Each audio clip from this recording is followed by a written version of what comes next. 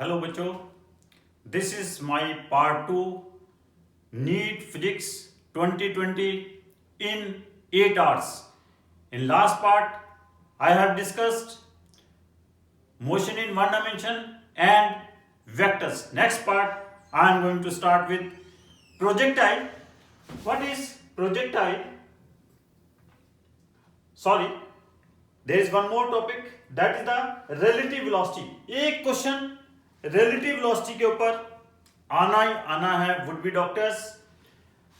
Relative velocity of body A with respect to body B when both the bodies are moving with an angle theta with each other क्या होती है? Under root of VA square minus plus VB square minus 2VA VB cos theta, and direction of the resultant velocity is VA sin theta divided by VB minus VA cos theta. Clear?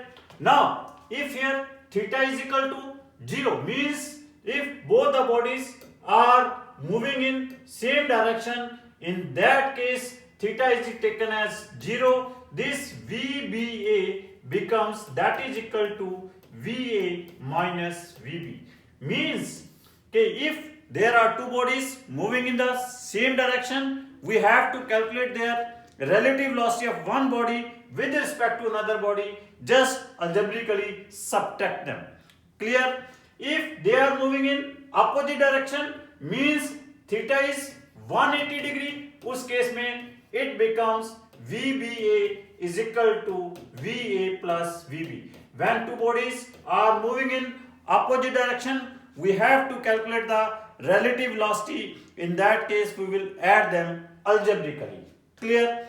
If these two bodies are moving perpendicular to each other, in that case we have to calculate the relative velocity, that becomes under root of VA square plus VB square. Clear? देखिए equation of motion जो है, this I am taking for when the two bodies are moving with constant speed. You can use equation of motion for relative speed also. S is equal to ut plus half at square, v square minus u square is equal to 2as, v is equal to u plus at. लेकिन आपने वहां पे एक चीज का ख्याल रखना है कि जब initial velocity, final velocity, distance travelled and जो आपके पास एक्सेलरेशन है, ये सभी की वैल्यूज क्या लेनी है? आपने रिलेटिव लेनी है. क्लियर? जो मोस्टली एग्जामिनेशन में क्वेश्चन आ रहा है वो आ रहा है आपके पास रिवर से कंसर्न कि person is standing at the one bank of the river. He wants to cross the river in two different ways. First way is he wants to cross the river in shortest possible path, and second he wants to cross the river in shortest time. Suppose a person is standing at the one bank of the river, width of the river is small d, and a person can swim across the river with speed VB. Here we can say VB is the velocity of boat also, and velocity of the river is VR, and he wants to reach the opposite end. In that case the person has to swim with what speed? किस speed के साथ उसको swim करना पड़ेगा? Making an angle theta with the normal of the river. That velocity will be under root of, जो उसकी velocity होगी जिसके साथ he has to cross the river or he has to reach the opposite end, that velocity will be under root of VB square minus VR square. And the time जो लगेगा, this जो time लगेगा just to cross this river whose width is d, that will be d by VBR, or that will be d upon under root of VB square minus VR square, or that is equal to d upon VB cos theta. This is the formula. इस फॉर्मूले के साथ मैं थोड़ा सा आपको diagrammatically भी clear कर देता हूं कि कैसे आपके पास ये है कि ये आपके पास person is standing at this point, and this d is the width of this river, and river is flowing in this direction VR, और the person क्या है? He wants to reach from this point A to B, opposite end के ऊपर पहुंचना चाहता है, and he can swim with what velocity VB. अगर इसने B पॉइंट के ऊपर पहुंचना है तो in that case he has to make an angle theta with the normal of the river. तो आपके पास जिस वेलोसिटी के साथ इसने रिवर को क्रॉस किया और इस विड्थ को क्रॉस किया, वो वेलोसिटी क्या है, under root of V B square minus V R square है। और कितना टाइम लगा just to reach at the opposite bank, that is t divided by under root of V B square minus V R square. Just remember the value of this V B square minus V R square, this is also equal to V B cos theta है। Clear? यहां पे आपने दो important बातें और याद रखनी है। What are the two important things which you have to remember, कि ये जो थीटा मैंने लिया है, this theta is with the normal of the river है। अगर ये एंगल लें, this angle will be 90 minus theta, तो ये एंगल जो कहलाता है, this angle is called with up the stream, means in the opposite direction of the flow of the river. और समटाइम्स ये एंगल दिया होता है, तो this angle is 90 plus theta, this angle is called with down the stream. Clear? इस चीज को आपने थोड़ा सा याद रखना है। सेकेंड है आपके पास के crossing of the river in shortest time, मतलब अब इस केस में क्या है, ही इज नॉट नेसेसरी कि he wants to reach at the opposite bank, he opposite directly opposite side, he wants to reach the opposite bank, but the time should be minimum, time minimum लगे। अब उसको जरूरी नहीं है कि B point पे पहुंचना है, कहीं पे भी इधर पहुंच जाए, यहां पहुंचना है, लेकिन कहीं भी पहुंच जाए, लेकिन उसको जो टाइम है वो क्या लगे, मिनिमम टाइम लगे। तो उस केस में ही इनिशियली ही has to swim perpendicular to the direction of the river, river की परपेंडिकुलर डायरेक्शन में ही उसको along the normal of the river ही उसको स्विम करना पड़ेगा। तो ये वी आर है, वेलोसिटी ऑफ रिवर, ये आपके पास वेलोसिटी ऑफ पर्सन है। तो उस केस में इसकी जो रिजल्टेंट वेलोसिटी होगी, किसके साथ इसने रिवर को क्रॉस किया, that velocity will be under root of V B square plus V R square होगी। और इस केस में जो इसको टाइम लगेगा, if d is the width of the river, time will be equal to d upon vb होगा। Clear?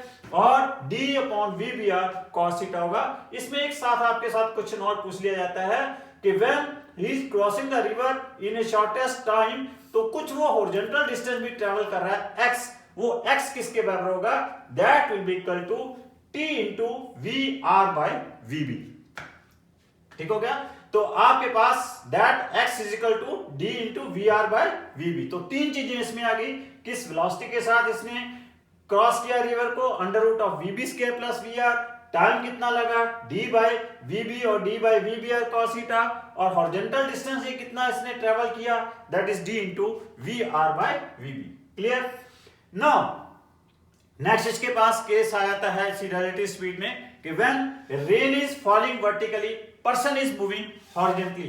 तो उस केस में मोस्टली क्वेश्चन आ जाता है कि in which direction the man has to, किस डायरेक्शन में उसको अपना अम्ब्रेला सेट करनी होगी, so that he will be able to avoid the rain. Clear? तो अगर rain is falling vertically, man is moving horizontally, it is a case we have to calculate the relative speed when both the bodies are perpendicular to each other. So speed with which he has to, the velocity with which the rain is falling vertically, वो that will be equal to क्या होगा, under root of v r square plus vm square. This is the relative velocity of man with respect to rain होगी। और the direction in which umbrella is to be adjusted, ये direction होगी theta, जिस direction में उसको umbrella adjust करनी पड़ेगी, so that he will be able to avoid the rain. ये वी आर है, ये वी एम है, तो tan थीटा यहां से क्या आ जाएगा, that tan theta will be equal to V R by V M आ जाएगा। क्लियर? नाउ दो चीजें इसमें और बोट और रिवर में ख्याल रखनी होगी। If boat is flowing downstream, then velocity क्या होगी, रिलेटिव वेलोसिटी क्या होगी, vb प्लस टोटल रिजल्ट, अब ये रिलेटिव वेलोसिटी होगी, रिजल्टेंट वेलोसिटी होगी vb plus vr। If boat is flowing upstream, then velocity क्या होगी, vb माइनस vr होगी। तो these are the some formulas on which this question can be asked. तो mostly पहला जो है आपके पास river, crossing of a river in shortest possible path. Second जो प्रॉब्लम आ सकती है, crossing of a river in shortest time. Third जो प्रॉब्लम आती है, rain is falling vertically, in which direction the man has to adjust his umbrella, fourth one is कि आपके पास boat is flowing in the direction of river, then resultant velocity क्या होगी, boat is flowing in the opposite direction of the river, तब resultant velocity क्या होगी। Next आपके पास है projectile. What is projectile? Projectile is an object which is thrown with some initial velocity in any direction except the vertical and then allowed to move under the action of gravity along no external forces acting। तो इसमें कुछ हमारे पास problem होती हैं projectile की। Actually क्या है, projectile motion is nothing, it is A combination of two independent motion, one is in the horizontal direction, another is in the vertical direction। In horizontal direction it is moving with a constant speed, in vertical direction it is having a uniform accelerated motion।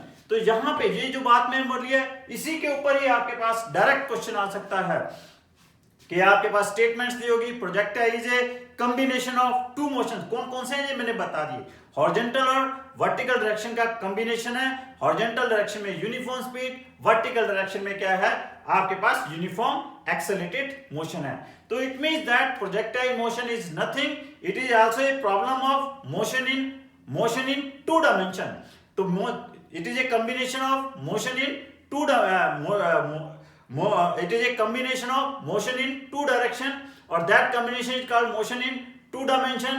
और जो दो two dimensional motion है, एक direction में horizontal constant speed है और दूसरी direction में क्या है यूनिफॉर्म एक्सेलरेटेड मोशन है। इसलिए हम इसकी प्रोजेक्टाइल की जितनी भी प्रॉब्लम्स हैं we can use the equation of motion along for two axis, one is along X axis, another is along Y axis. When we are using for X axis, in that case acceleration is taken as 0, when we are using for y axis acceleration is taken as acceleration due to gravity।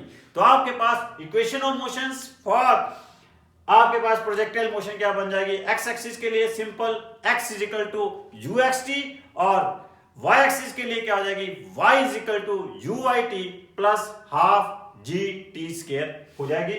इन दो equation से we can solve all the problems of this projectile. तो इस projectile में कौन कौन सी problem है, पहली तो हमारे पास एक ही प्रॉब्लम है कि when the projectile is thrown in air, once it is thrown in air what type of the path this projectile will follow. तो आपको बता दें कि when it is thrown in air after that it will adopt parabolic path. इसने parabolic path adopt करना है। Clear? तो जब भी हम इस प्रोजेक्टाइल मोशन की जो भी प्रॉब्लम हमने डिस्कस करनी है हम कुछ अजम्पशंस करते हैं। इट इज कंसीडर्ड कि projectile is a point mass, we are considering there is no effect of air resistance, effect due to curvature and rotation of the earth is negligible and at all the points lying on the trajectory the value of acceleration due to gravity remains same। clear? और इसके ऊपर question बहुत अच्छा question है कि इस projectile motion में during this motion there are some factors which remains constant. क्या क्या कांस्टेंट रहता है, हॉरिजॉन्टल कंपोनेंट ऑफ वेलोसिटीज का क्या रहता है, कांस्टेंट रहती है। क्यों? क्योंकि there is no force acting in the horizontal direction और हमने ये अज्यूम भी कर लिया कि थ्रू आउट इस मोशन एक्सेलरेशन ड्यू टू ग्रेविटी क्या है, वो क्या है, कांस्टेंट है। इसकी मैकेनिकल एनर्जी भी क्या रहती है, कांस्टेंट रहती है।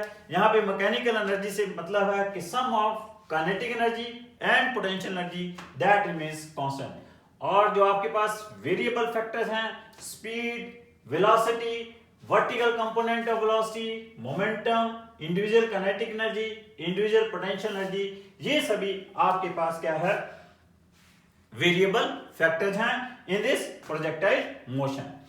क्लियर? तो ये हमारे पास दो तरह से प्रोजेक्टाइल की आपके पास मोशन है, दो तरह के मोस्टली हम डिस्कस करते हैं। एक, अगर हम किसी बॉडी को हाइट s से खड़े होकर किसी वेलोसिटी के साथ पैरेलल टू द ग्राउंड फेंके लाइक दिस, कि अगर हम इस हाइट से खड़े होकर we are throwing a projectile with some velocity, ऐसे इसे फेंकें। और अगर हम ग्राउंड से खड़े होकर u वेलोसिटी के साथ मेकिंग एन एंगल थीटा फेंकें, या हम किसी हाइट से खड़े होकर u वेलोसिटी के साथ मेकिंग एन एंगल थीटा फेंकते हैं, तो इस तरह से हमारे पास ये सभी क्या आएंगे, प्रोजेक्टाइल मोशन आएंगे। तो इनकी हमें कुछ डिफरेंट प्रॉब्लम्स हैं जो कि हमने देखनी है, सॉल्व करनी है। कि मींस जैसे मैंने आपको बताया पहली हमारी इसमें प्रॉब्लम जो हमने सॉल्व करनी होती है वो ये है कि हमने once it is thrown in air, तो ये जब एयर में थ्रो करके वापस आएगी तो इसका ट्रेजेक्ट्री होगी, उसकी शेप क्या होगी वो मैंने आपको बता दिया कि उसकी ट्रेजेक्ट्री की शेप क्या होगी, पैराबोलिक होगी। सेकंड इसकी हमारे पास प्रॉब्लम है कि once it is thrown in air, after that कि कितना टाइम इसको प्रोजेक्टाइल को वापस ग्राउंड पे आने में लगेगा, जिसे कि हमने क्या कह दिया, टाइम ऑफ फ्लाइट कह दिया। और जब ये वापस ग्राउंड के ऊपर पहुंचेगी तो इस प्रोजेक्टाइल ने टोटल हॉरिजॉन्टल डायरेक्शन में कितना डिस्टेंस ट्रेवल किया ये हमने देखना होगा, जिसे कि हम हॉरिजॉन्टल रेंज कह देते हैं। ऑब्लिक प्रोजेक्शन के केस में जब when projectile is thrown with velocity u making an angle theta, इसे हम ऑब्लिक प्रोजेक्शन भी कहते हैं। इस केस में हमने ये भी देखना हो जाता है कि वो प्रोजेक्टाइल वर्टिकल डायरेक्शन में उसने टोटल डिस्टेंस कितना ट्रेवल किया, जिसे हम मैक्सिमम हाइट कॉल कर देते हैं। और हमारे पास what is the velocity of the projectile at any instant, ये भी आपके पास कैलकुलेट करना आ सकता है। These are some problems which we have to solve. Clear? So first we will discuss the when projectile is thrown from some height parallel to the ground।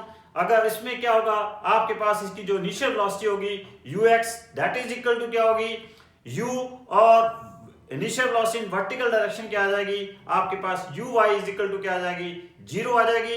तो किसी भी टाइम t में हॉरिजॉन्टल डायरेक्शन में जो distance travel करेगा वो x equal to क्या होगा, ut होगा, और वर्टिकल डायरेक्शन का जो डिस्टेंस होगा that is y is equal to वो क्या होगा, आपके पास हाफ gt स्क्वायर आ जाएगा।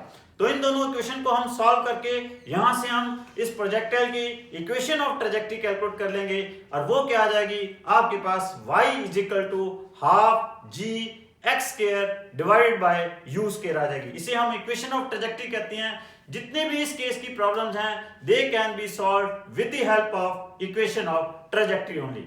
और यहां से हम क्या भी देते हैं कि y जो है क्वाड्रेटिक फंक्शन ऑफ x है, so path adopted by this projectile will be parabolic in shape. अब हमने निकालना है टाइम ऑफ फ्लाइट के कितने टाइम में ये प्रोजेक्टाइल नीचे आएगा।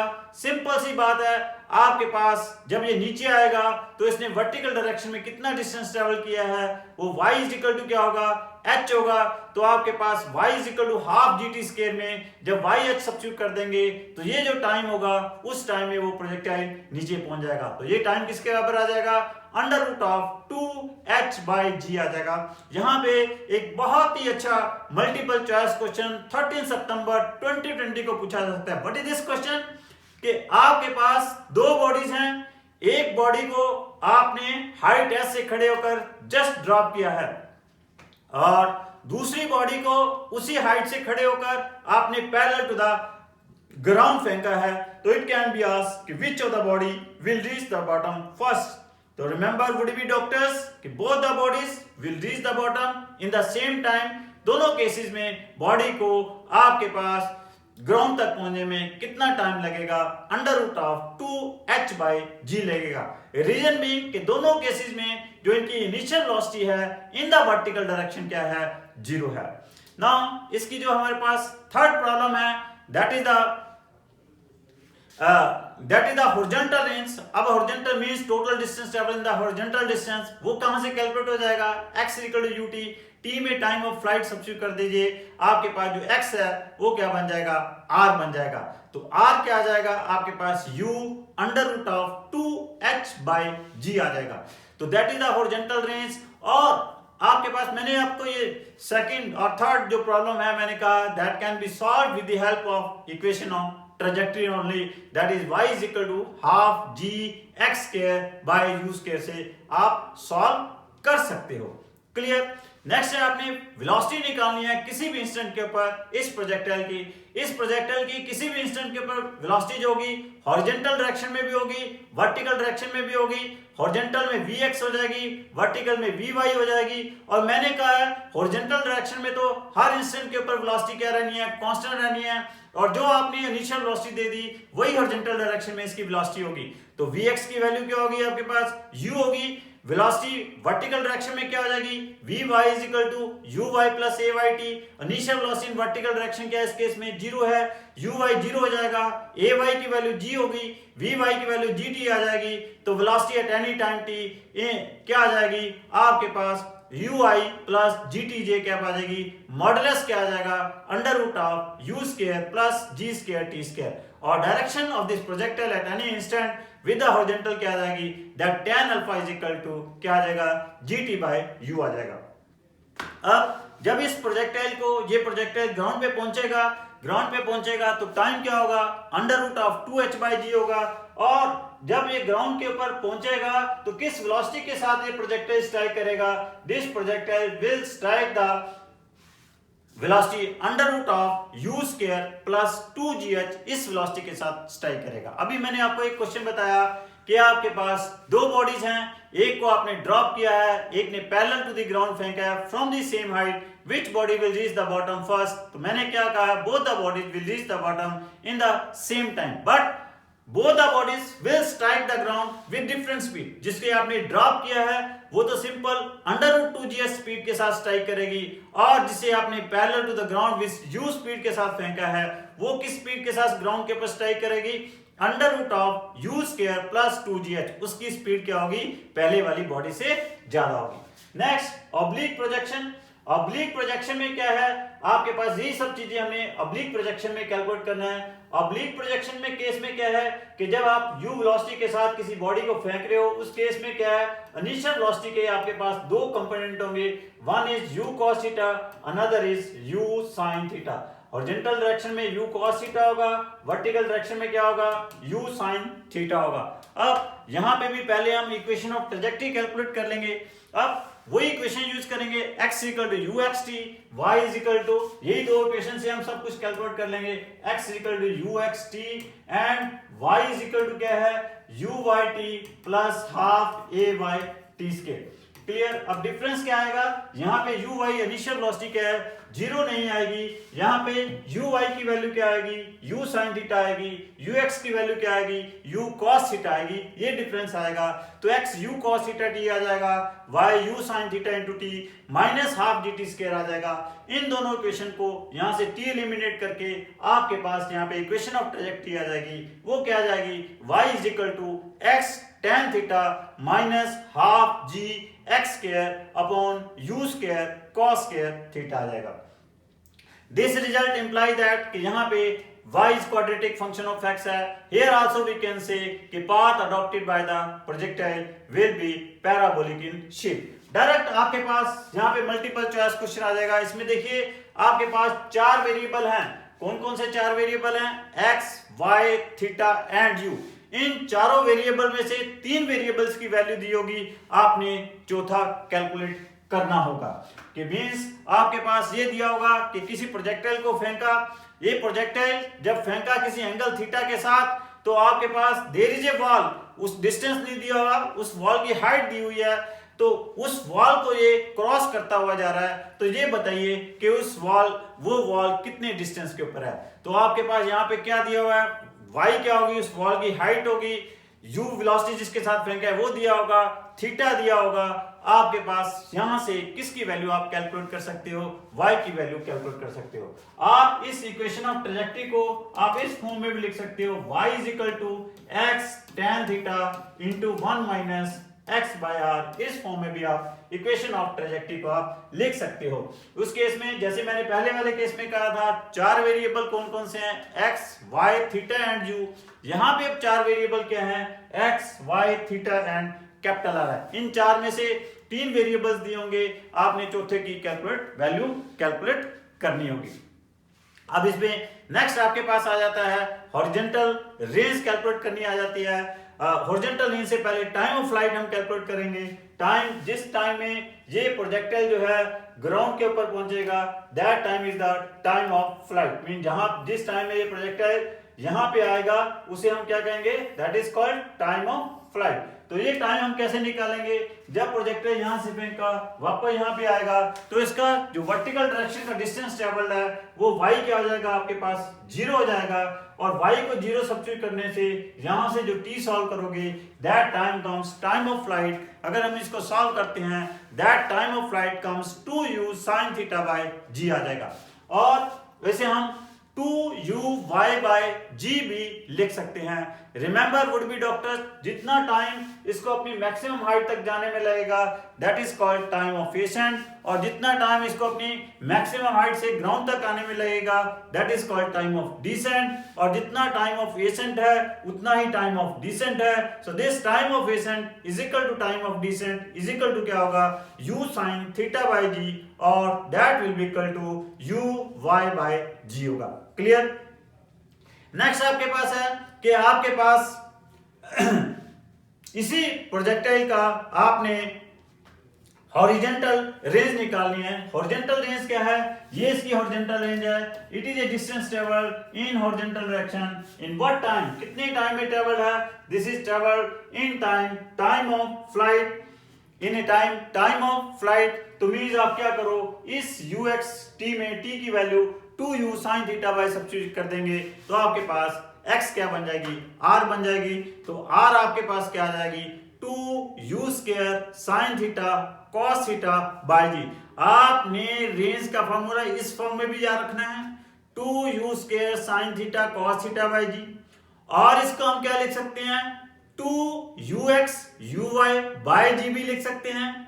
और आपने क्या इस फॉर्म में याद रखना है, u square sin 2 theta by g की फॉर्म में भी आपने इसको याद रखना है। तीनों फॉर्म्स आपने याद रखनी है। याद रखो हॉरिजॉन्टल के लिए, हॉरिजॉन्टल रेंज के लिए बहुत अच्छा डायरेक्ट मल्टीपल चॉइस क्वेश्चन आ जाएगा। क्वेश्चन दिया होगा, दो प्रोजेक्टाइल हैं, एक ही पॉइंट से फेंके हैं, सेम स्पीड के साथ फेंके हैं, लेकिन एक को थीटा के साथ फेंका है, दूसरे को 90 माइनस थीटा के साथ फेंका है। ये बताइए कि दोनों प्रोजेक्टाइल कहां जाके गिरेंगे। तो दोनों ही प्रोजेक्टाइल सेम पॉइंट के ऊपर जाके गिरेंगे। Horizontal range of the projectile remains same for two angles of projection, one is theta, another is 90 minus theta, if they are thrown with same velocity from the same point. And also this horizontal range remains same. There are two angles, one is 45 plus theta, another is 45 minus theta, जिसके लिए आपके पास horizontal range क्या रहती है, same रहती है। 45 plus theta and 45 minus theta के लिए भी horizontal range क्या रहेगी, सेम रहेगी। Remember it.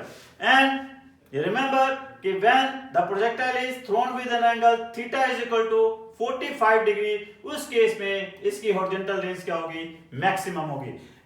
Horizontal range will be maximum for an angle theta is equal to 45 degree, क्योंकि 45 डिग्री के पर sin 90 की वैल्यू क्या हो जाएगी, 1 हो जाएगी। So its range will be maximum. Clear? Just remember, अब हमने इसकी मैक्सिमम हाइट निकालनी है। मैक्सिमम हाइट देखिए क्या होगा कि जब प्रोजेक्टाइल आप यहां पे पहुंचेगा, ये इसकी क्या होगी, मैक्सिमम हाइट होगी। यहां तक पहुंचने में इसको जो टाइम लगेगा that time will be equal to the time of ascent. आप इस y वाले फार्मूले में t की value time of ascent substitute कर दीजिए, y क्या बन जाएगा, मैक्सिमम हाइट बन जाएगी। और आप इसको सॉल्व करोगे, मैक्सिमम हाइट का फार्मूला क्या आ जाएगा, that will be equal to u square sin square theta by 2g आ जाएगा। Maximum height will be equal to u square sin square theta by 2g, और इसे हम क्या लिख सकते हैं, u y square by 2g भी लिख सकते हैं। याद रखिए मैक्सिमम हाइट पे ही डायरेक्ट क्वेश्चन आ जाएंगे। मैक्सिमम हाइट के ऊपर जाकर आपके पास जो प्रोजेक्टाइल की जो वेलोसिटी है वो मिनिमम होती है। कितनी मिनिमम होती है, u cos थीटा होती है, और होती भी क्या है, सिर्फ हॉरिजॉन्टल डायरेक्शन में होती है।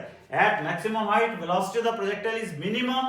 What is that? U cos theta, and it is in the horizontal direction. और याद रखो कि मैक्सिमम हाइट के ऊपर प्रोजेक्टाइल वेलोसिटी और एक्सेलरेशन क्या हैं, they are perpendicular to each other. Direct multiple choice question है। मैक्सिमम हाइट के ऊपर वेलोसिटी और एक्सेलरेशन क्या है, परपेंडिकुलर हैं। और मैक्सिमम हाइट के ऊपर समटाइम्स काइनेटिक एनर्जी पूछ ली जाती है। अगर उसे k काइनेटिक एनर्जी के साथ फेंका है तो मैक्सिमम हाइट के ऊपर उसकी काइनेटिक एनर्जी जो होती है वो k cos k थीटा होती है, और पोटेंशियल एनर्जी क्या होती है मैक्सिमम हाइट के ऊपर, k sin स्क्वायर थीटा होती है। डायरेक्ट मल्टीपल चॉइस क्वेश्चन आ जाएगा कि projectile is thrown with kinetic energy k making an angle theta 45 degree with the horizontal, then what is its kinetic energy and potential energy at the highest point. Highest point के ऊपर kinetic energy k/2 होगी, potential energy k/2 होगी, क्योंकि k cos के theta 45 degree है, cos के 45 1/2 होगा। Clear? Now उसके बाद आपके पास जस्ट रिमेंबर मैक्सिमम हाइट और हॉरिजॉन्टल रेंज में एक बहुत ही आपके पास, जैसे मैंने आपको बताया था कि theta is equal to 45 degree के ऊपर हॉरिजॉन्टल रेंज आपके पास क्या है, मैक्सिमम है। जब हॉरिजॉन्टल रेंज मैक्सिमम है उस एंगल 45 डिग्री के ऊपर आपके पास मैक्सिमम हाइट कितनी होगी आप कैलकुलेट कर सकते हो। वो मैक्सिमम हाइट कितनी आ जाएगी, that maximum height comes that is equal to u square by 4g आ जाएगी, क्योंकि थीटा 45 डिग्री सब्स्टिट्यूट करोगे साइन स्क्वायर 45 1/2 बन जाएगा, तो मैक्सिमम हाइट कितनी बन जाएगी u स्क्वायर बाय 4g बन जाएगी। This is very very important result.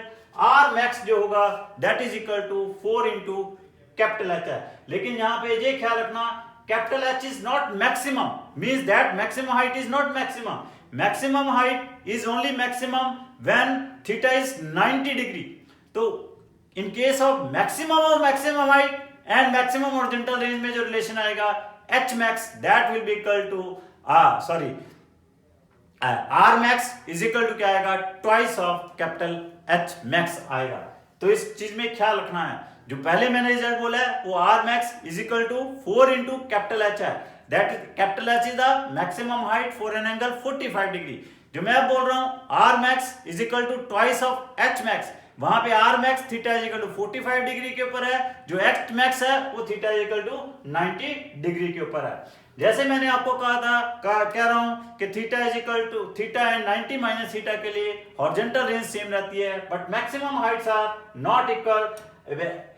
90 degree height के ऊपर थीटा एंगल के ऊपर maximum height u square sin square theta by 2g है, और 90 माइनस थीटा के लिए क्या होगी u square cos square theta by 2g होगी। This is also very very important. h1 by h2 क्या होगा, that is equal to tan square theta होगा। यहाँ पे एक और इंपॉर्टेंट रिजल्ट आया था कि r max is equal to क्या होगा, twice of h1 plus h2 होगा। और एक बड़ा इंपॉर्टेंट रिजल्ट आया था r is equal to 4 into under root of h1 into h2 होगा। तो ये रिजल्ट भी इंपॉर्टेंट है, ये तीनों रिजल्ट इंपॉर्टेंट है। यहाँ पे h1 और h2 क्या है, these are the maximum heights at an angle theta and 90 minus theta. ये r max है, theta is equal to 45 degree के लिए, ये सिंपल r है थीटा के लिए। क्लियर? तो ये रिजल्ट बहुत ही इंपॉर्टेंट है। तो मैंने आपके साथ डिस्कस कर दिया थीटा 90 माइनस थीटा के लिए आपके पास मैक्स सिर्फ हॉरिजॉन्टल रेंज सेम है, ना मैक्सिमम हाइट इक्वल है ना टाइम ऑफ फ्लाइट इक्वल है। टाइम ऑफ फ्लाइट के लिए थीटा एंगल के लिए 2u sin theta minus 2u sin theta by g होगा, 90 माइनस थीटा के लिए 2u cos theta by g होगा।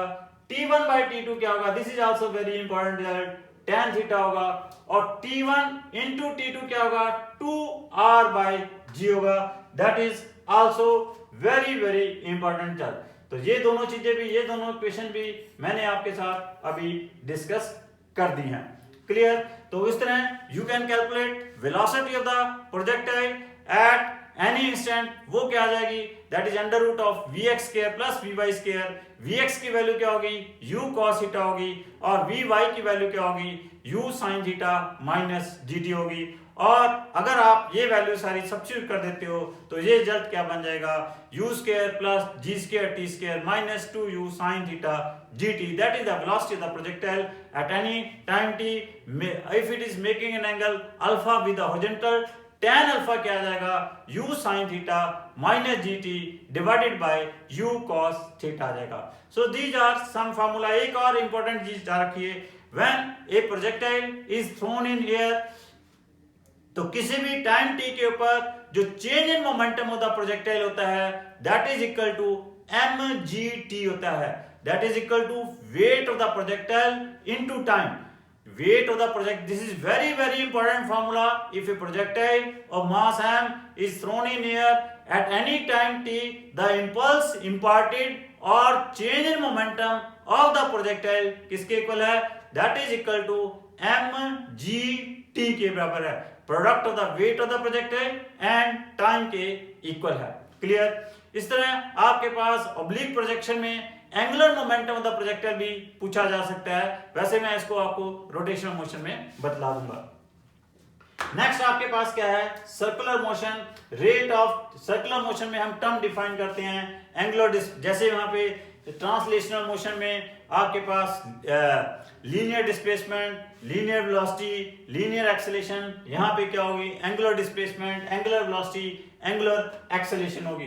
तो एंगुलर वेलोसिटी क्या होती है, rate of change of angular displacement with time, that is the angular velocity. वैसे यहाँ पे भी uniform angular velocity, non uniform angular velocity, average angular velocity, instantaneous angular velocity की हम कैलकुलेट करते हैं। और ओमेगा जो होता है, omega is angular velocity that is 2 pi upon capital T होता है, where capital T is the time period.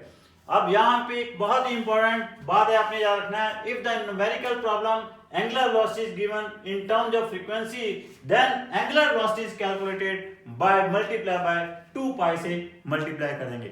अब sometimes numerical problems में क्या होता है, एंगुलर पता नहीं लगता कि फ्रीक्वेंसी दी है या ओमेगा दी है। आपने इस बात को थोड़ा सा ध्यान से देखना है। कैसे पता चलेगा, यूनिट से पता चलेगा। लिखा समटाइम्स फ्रीक्वेंसी होता है और दी एंगुलर वेलोसिटी होती है। अगर उसने वर्ड में फ्रीक्वेंसी लिख दिया और फ्रीक्वेंसी की वैल्यू रेडियंस में लिख दी, किस में लिख दी आपके पास, रेडियंस पर सेकंड में लिख दी, इट मीन दैट वो आपके पास क्या है, एंगुलर वेलोसिटी है। अगर उसने लिखा एंगुलर वेलोसिटी है लेकिन जो यूनिट्स दिए हुए हैं वो सेकंड इनवर्स दिए हुए हैं, तो इट मीन दैट वो फ्रीक्वेंसी है और आपने ओमेगा लिखना है तो आपने उसको 2 पाई के साथ मल्टीप्लाई करना होगा। There is a very important result between the linear velocity and angular velocity. v is equal to क्या होता है, r ओमेगा होता है। और वेक्टर रिलेशन क्या होता है इनमें, v vector is equal to omega vector cross r vector होता है। This is the instantaneous angular velocity that is d theta by dt। यहां पे भी बड़े इंपॉर्टेंट क्वेश्चन आ जाते हैं। एंगुलर डिस्प्लेसमेंट टाइम की इक्वेशन दी होगी, एंगुलर वेलोसिटी टाइम इक्वेशन निकालनी है, तो आप क्या कर दीजिए, डिफरेंशिएट कर दीजिए। अगर एंगुलर वेलोसिटी टाइम इक्वेशन दी हुई है और आपने एंगुलर डिस्प्लेसमेंट टाइम इक्वेशन निकालनी है, तो you can by integrating it आप इसे कैलकुलेट कर सकते हो। Rate of change of angular velocity with time that is called angular acceleration. अब आपके पास there is a also relation between जो आपके पास ये रिलेशन आया है, that is relation between linear velocity and angular velocity. v vector is equal to omega vector cross r vector. यहीं से आप इसे डिफरेंशिएट कर दीजिए, आपके पास क्या आ जाएगा, a vector is equal to क्या आ जाएगा, this becomes alpha vector cross r vector plus क्या आ जाएगा, omega vector cross v vector आ जाएगा। So when a body is moving in a circular path, उस समय क्या है, इसके पास दो तरह की एक्सेलरेशन है, एक ये एक्सेलरेशन है और एक ये एक्सेलरेशन है। This acceleration is called tangential acceleration, और इस एक्सेलरेशन को हम क्या कहते हैं, this is called centripetal acceleration. So when a body is moving in a circular path, in that case it is having two types of acceleration. One is tangential acceleration, another is the centripetal acceleration. This tangential acceleration is produced due to rate of change of speed of the body. ये body speed के कारण produce होती है, change in speed के कारण produce हो सकती है। और this component of acceleration can be zero also, because कि अगर बॉडी सर्कुलर पाथ में कांस्टेंट स्पीड के साथ मूव कर रही है, उस समय rate of change of speed zero हो जाएगी, टेंजेंशियल एक्सेलरेशन जीरो हो जाएगी। This acceleration is produced due to change in direction of motion of the body. So when a body is moving in a circular path, this component of acceleration can never be zero. जब भी body circular path में move कर रही है, ये acceleration तो produce होगी। ये tangential acceleration always act along the tangent of the circle. This centripetal acceleration always act toward the center of the circle. This is a very important diagram जो मैं बना रहा हूं यहाँ पे, कि ये आपके पास क्या है, टेंजेंशियल एक्सेलरेशन है, और ये आपके पास क्या है, सेंट्रीपिटल एक्सेलरेशन है। ये इनका रिजल्टेंट एक्सेलरेशन आ जाएगी। और मैंने आपको कहा है कि ये जो एक्सेलरेशन है, this component of this acceleration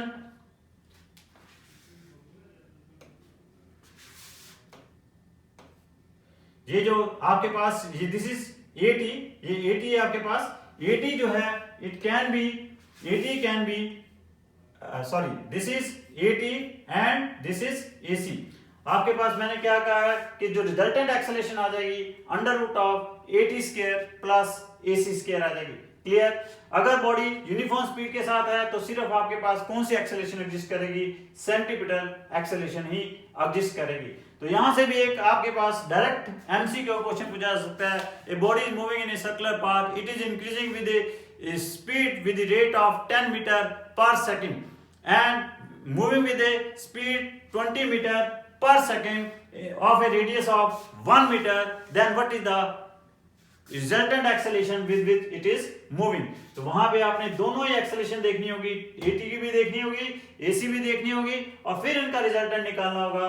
that will be under root of a c square plus a t square क्या होगी, इसकी आपके पास रिजल्टेंट एक्सेलरेशन आएगी। That is that resultant acceleration will be equal to क्या आएगी, under root of v4 square, इसको ऐसे भी लिख सकते हैं v4 upon r square plus a square, and that tan theta is also equal to at by ar के equal आ जाएगी। क्लियर।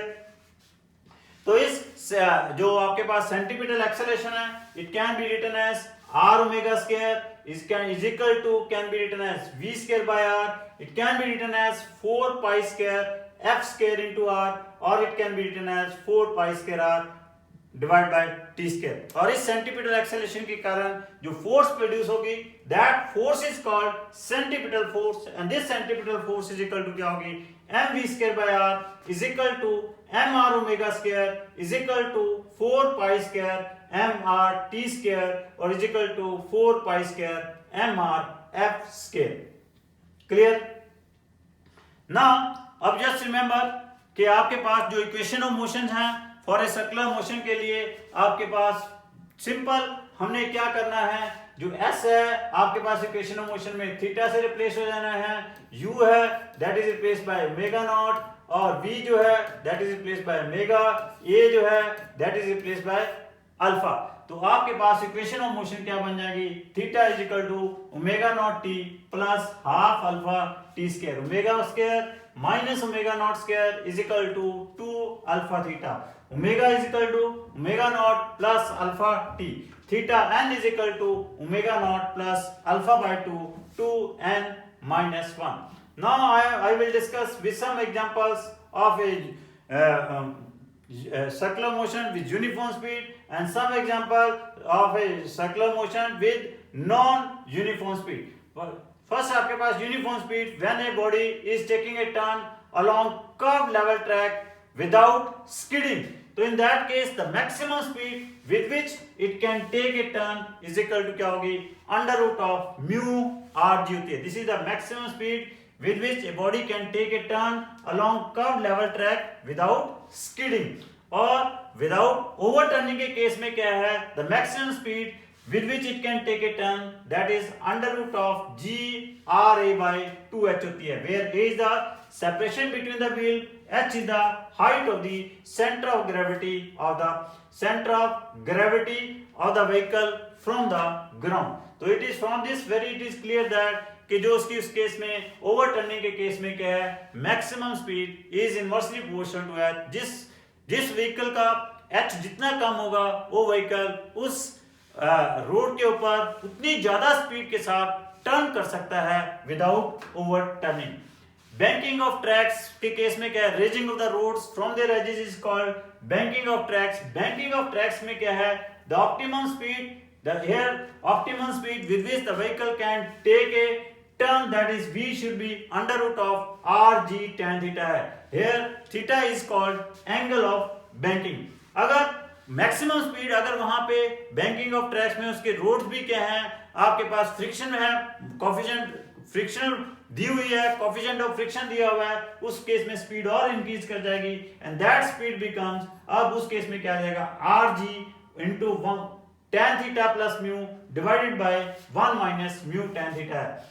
और बेंडिंग ऑफ साइक्लिस्ट के लिए भी आपके पास यही कंडीशन आ जाती है, tan theta is equal to v square by rg। This is also the same condition for means when a vehicle is taking a turn along the curved level track, while taking a turn he is bending his cyclist, कितने angle के साथ bend करता है, that tan theta is equal to v square by rg।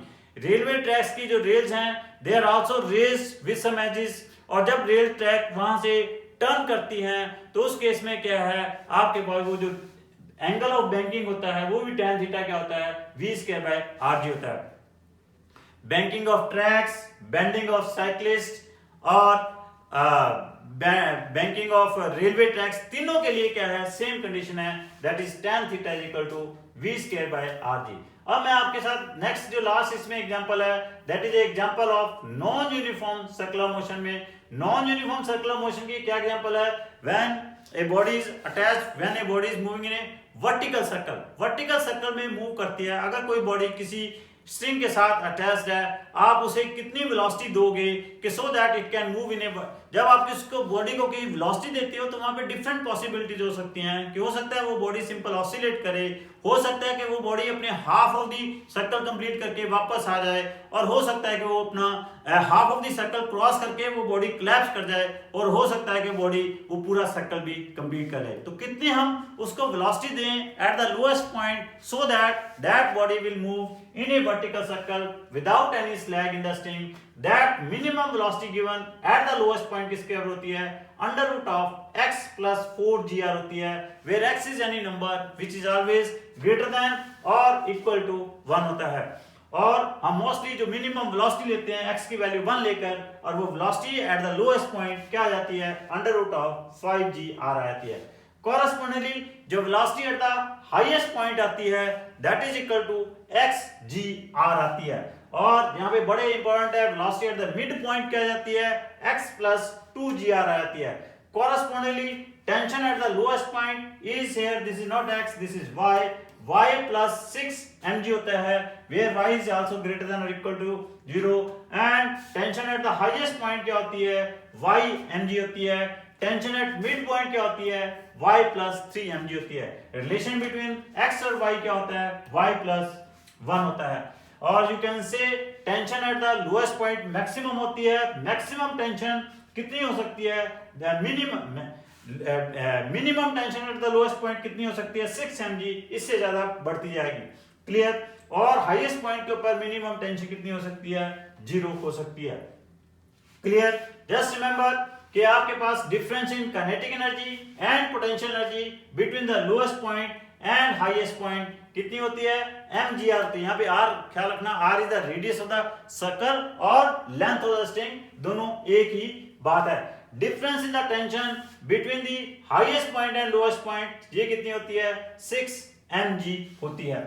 Just remember, अगर suppose कर लो कि किसी body को आप velocity less than under root 2gr देते हो, तो उस केस में क्या है, body will not complete the circle, it will simple oscillate. अगर आप लोएस्ट पॉइंट के पर वेलोसिटी उसकी ग्रेटर देन रूट 2gr है और लेसर देन 5gr है, इन that case that body will neither oscillate nor it will complete the circle। उस case में किसी पॉइंट के मिड पॉइंट क्रॉस करने के बाद वो बॉडी कहीं ना कहीं जाके क्या कर जाएगी, कोलैप्स कर जाएगी। Thank you very much, would be doctors.